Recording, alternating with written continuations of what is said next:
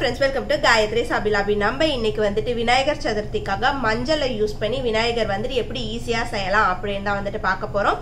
இதுக்கு முன்னாடி last year பாத்தீங்க அப்படின்னா ஏர் ட்ரை கிளே யூஸ் பண்ணி நான் வந்து விநாயகர் வந்துட்டு செஞ்சிருப்பேன். லிங்க் வந்து டிஸ்கிரிப்ஷன் பாக்ஸ்ல கொடுக்குறேன். இன்னும் பார்க்காதவங்க ப்ளீஸ் செக் பண்ணி பாருங்க. இப்போ வாங்க நம்ம வந்துட்டு விநாயகர் வந்துட்டு செய்யலாம். அதுக்கு முன்னாடி நம்ம சேனல் இப்போதான் ஃபர்ஸ்ட் டைம் பாக்குறீங்க அப்படின்னா ப்ளீஸ் சப்ஸ்கிரைப் பண்ணிக்கோங்க. கூடவே வந்துட்டு பெல் பட்டனும் பிரஸ் பண்ணிக்கோங்க. வாங்க போய் ரெடி பண்ணலாம். ஒரு பவுல் எடுத்துக்கோங்க. அதில் ஒரு கப் வந்துட்டு மஞ்சள் தூள் வந்துட்டு ஆட் பண்ணிக்கிறேன். அதே மாதிரி ஒரு கப் வந்துட்டு மைதா மாவு வந்துட்டு ஆட் பண்ணிக்கிறேன். எந்த கப்பால் மஞ்சள் வந்துட்டு எடுத்தீங்களோ அதே கப்பு சமமான அளவு வந்துட்டு மஞ்சள் மைதா ரெண்டுமே வந்துட்டு ஆட் பண்ணிக்கிறோம். வெறும் மஞ்சள் மட்டும் வச்சு பண்ணணும் அப்படின்னா அது வந்துட்டு விரிசல் விடுறதுக்கு உடஞ்சி விடுறதுக்கு வந்து சான்சஸ் உண்டு. அதுக்காக தான் நம்ம வந்து மைதா வந்து ஆட் பண்ணுறோம். மைதா யூஸ் பண்ணணும் அப்படின்னா விநாயகர் வந்து நம்ம எந்த மாதிரி நம்ம வந்து வளைச்சி கொடுக்குறோமோ அந்த மாதிரி வளைஞ்சி நல்லா ஃப்ளெக்சிபிளாக நமக்கு செய்யறதுக்கு வந்து ரொம்பவே ஈஸியாக இருக்கும். அதுக்காக தான் மைதா வந்துட்டு ஆட் பண்ணுறோம்.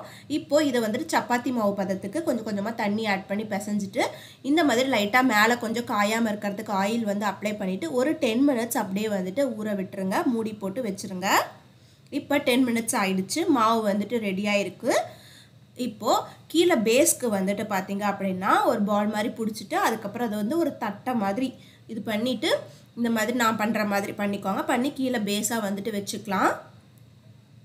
இந்த மாதிரி வச்சதுக்கப்புறமா அடுத்ததாக ஒரு பெரிய பால் ஷேப்பில் வந்து பிடிச்சிக்கோங்க. நம்ம எல்லாமே வந்து பேசிக்காக வந்து ஒரு பால் மாதிரி வந்து பண்ணிவிட்டு அதுக்கப்புறமா தான் நமக்கு என்ன ஷேப் வேணுமோ அந்த மாதிரி நம்ம வந்து செய்ய போகிறோம். இந்த மாதிரி பால் மாதிரி பண்ணி வயிறு பாகம் வந்துட்டு வச்சாச்சு. அடுத்ததாக ஒரு சின்னதாக வந்துட்டு பால் மாதிரி பிடிச்சி அதை வந்து நீளமாக அப்படியே வந்து உருட்டினீங்க அப்படின்னா வந்துட்டு நமக்கு கால் செய்யறதுக்கு வந்து ஈஸியாக இருக்கும். இப்போது இந்த மாதிரி நான் பண்ண மாதிரி உருட்டி நீளமாக வந்து உருட்டிட்டு பேக் சைடு வந்து லைட்டாக ஃப்ளாட்டாக வந்து தட்டிட்டேன். அதான் வந்து ஒட்டுனோம் அப்படின்னா வந்து பின்னாடி வந்துட்டு ஃப்ளாட்டாக நமக்கு வந்து தெரியறதுக்காக இந்த மாதிரி ஸ்டிக் பண்ணிக்கிட்டாச்சு. இப்போது உங்களுக்கு வந்து ஒட்டுறதுக்கு வந்து பார்த்தீங்க அப்படின்னா லைட்டாக தண்ணி இல்லை அப்படின்னா எண்ணெய் கொஞ்சமாக வந்து வச்சு ஒட்டிக்கோங்க. அது வந்து நல்லா வந்து ஒட்டிக்கும், ஒன்றும் ஆகாது. அதே மாதிரி இந்த பக்கம் காலும் வந்துட்டு அதே மாதிரி பண்ணிக்கலாம். இது மாதிரியே வந்துட்டு 2 காலுமே வந்துட்டு ரெடி பண்ணிக்கிட்டாச்சு. கையிலையும் வந்து அந்த மாவு ஒட்டாமல் இருக்கிறதுக்காக லைட்டாக அப்பப்போ ஒரு ட்ராப் ஆயில் வந்துட்டு வச்சுட்டு அதுக்கப்புறமா வந்து மாவு வந்து திரட்டினீங்க அப்படின்னா உங்களுக்கு கையில் வந்து ஒட்டாமல் வரும்.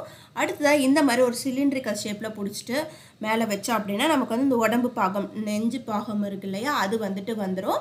அதை வந்து இந்த சிலிண்ட்ரிக்கல் ஷேப்பில் இந்த மாதிரி வந்துட்டு பண்ணிவிட்டு அதை வந்து இந்த வயிறு பாகத்து மேலே வந்துட்டு வச்சுருங்க.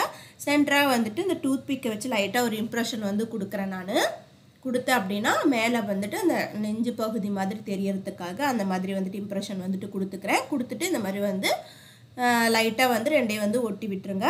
இன்னும் ஸ்ட்ராங்காக இருக்கிறதுக்காக நான் வந்து என்ன பண்ணுறேன்னா ஒரு டூத் பிக்கை வந்து உள்ளே வந்து இன்சர்ட் பண்ணிக்கிறேன். இன்சர்ட் பண்ணாருன்னா இன்னும் கொஞ்சம் ஸ்ட்ராங்காக அது வந்து சாயாமல் இருக்கும். அதுக்காக தான்.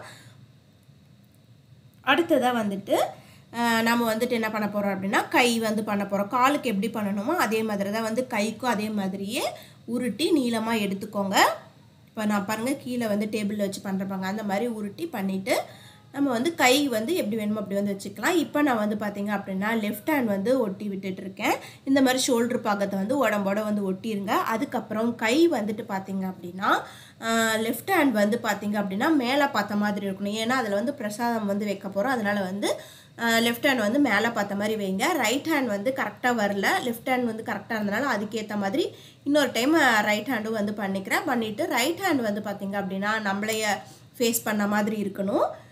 இந்த மாதிரி நான் பண்ணுற மாதிரி வந்து பண்ணிக்கோங்க. பாப்பாவும் வந்துட்டு இன்னொரு பிளேட்டில் நான் செய்கிற மாதிரி பக்கத்தில் வந்து நான் செய்கிறத பார்த்து அவளும் வந்து அவளுக்கு தெரிஞ்ச மாதிரி வந்து பண்ணிகிட்ருக்கா. சரி விளையாடிட்டு இருக்கான்னு சொல்லிட்டு நான் வந்துட்டு விட்டுட்டேன். பாப்பாவும் அது மாதிரி வந்து செஞ்சுட்டு இருக்கா. இப்போது நம்மளுடைய கை கால்கள் எல்லாம் வந்துட்டு ரெடி ஆயிடுச்சு.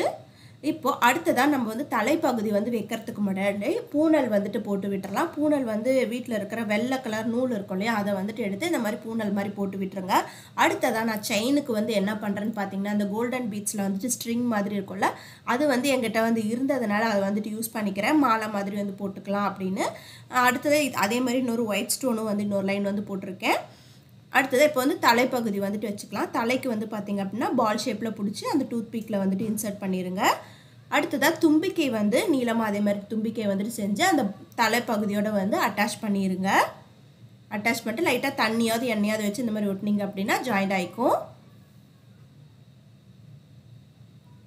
அடுத்ததாக கீழே வந்து அந்த லெஃப்ட் ஹேண்டில் வந்து பிரசாதம் மாதிரி மோதகம் வந்து வைக்கிறதுக்காக அந்த மாதிரி பால் மாதிரி பிடிச்சி டூத் பிக்கை வச்சு இந்த ஷேப் கொண்டு வரதுக்காக இம்ப்ரெஷன் கொடுத்து பிரசாதம் மாதிரி வந்துட்டு வச்சுட்டேன்.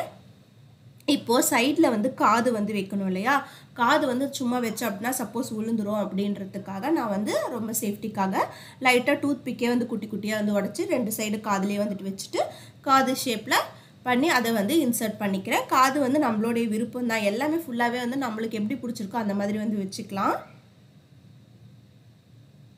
பாருங்கள் செஞ்சுட்டு இந்த மாதிரி தலைப்பகுதியோடு ஒன்றா வந்துட்டு அட்டாச் பண்ணி விட்டுருங்க. அதே மாதிரி இந்த பக்கம் காதும் வந்து நான் வந்து அட்டாச் பண்ணிக்கிறேன்.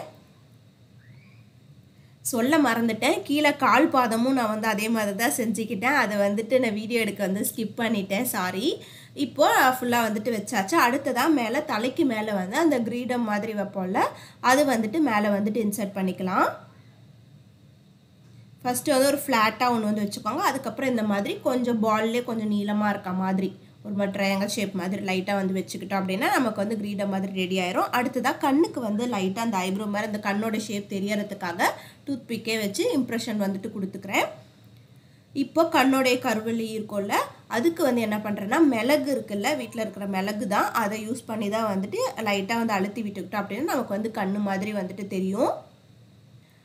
இது நீங்கள் மிளகு, கடுகு அந்த மாதிரி பிளாக் கலரில் பார்ட்டிகல்ஸ் ஏதாவது வந்து யூஸ் பண்ணிக்கலாம். இல்லை அப்படின்னா வந்துட்டு பெயிண்ட் இருந்தது அப்படின்னா அது கூட நீங்கள் வந்துட்டு யூஸ் பண்ணிக்கோங்க. பிளாக் கலர் அக்ரிலிக் பெயிண்ட் கூட யூஸ் பண்ணிக்கோங்க. அடுத்ததாக தும்பிக்கையில் வந்து லைட்டாக அந்த மாதிரி இம்ப்ரெஷன் வந்து கொடுத்துக்கிறேன். அதே மாதிரி காதுக்கும் வந்து லைட்டாக வந்து ஷேப் கொடுக்குற மாதிரி கொடுத்துக்கிறேன். இல்லை அப்படின்னா ப்ளைனாக இருக்குதுன்னு சொல்லிட்டு நான் இந்த மாதிரி வந்து பண்ணிக்கிறேன். இப்போது நம்மளுடைய விநாயகர் வந்துட்டு ரெடி ஆகிட்டார். அவருடைய வாகனம் வந்துட்டு எலியாரை வந்துட்டு ரெடி பண்ணுவோம். அதுக்கு இந்த மாதிரி ஓவல் ஷேப்பில் ஒரு குட்டி பால் மாதிரி வந்துட்டு பிடிச்சிட்டு அதுலேயே ஒரு குட்டி டூத் பிக் வந்து இன்சர்ட் பண்ணி தலை வைக்கிறதுக்கு வந்து ஒரு குட்டி பால் மாதிரி பண்ணி நீளமாக அந்த மாதிரி பாருங்கள் நான் பண்ண மாதிரி பண்ணிக்கிட்டீங்க அப்படின்னா உங்களுக்கு ஈஸியாக வந்து எலி மாதிரி வந்து ஒரு ஷேப் வந்துட்டு கிடச்சிரும். இப்போது எலிக்கு கண்ணுக்கு வந்து பார்த்திங்க அப்படின்னா கடுகு வந்து வச்சுக்கிறேன். 2 சைடில் கடுகு வந்துட்டு வச்சாச்சு. அடுத்ததாக முன்னாடி வாய் இருக்க மாதிரி லைட்டாக ஒரு இம்ப்ரெஷன் வந்துட்டு கொடுத்துட்டு விநாயகருக்கு பக்கத்துலேயே நம்ம எலியும் வந்துட்டு வச்சாச்சு.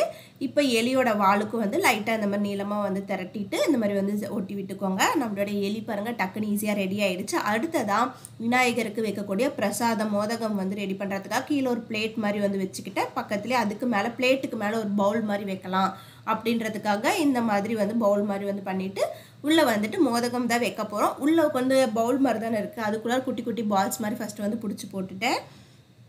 அதுக்கு மேலே வைக்கிற அதை மட்டும் வந்து மோதகம் ஷேப்பில் வந்து கொடுத்துக்கிட்டேன்.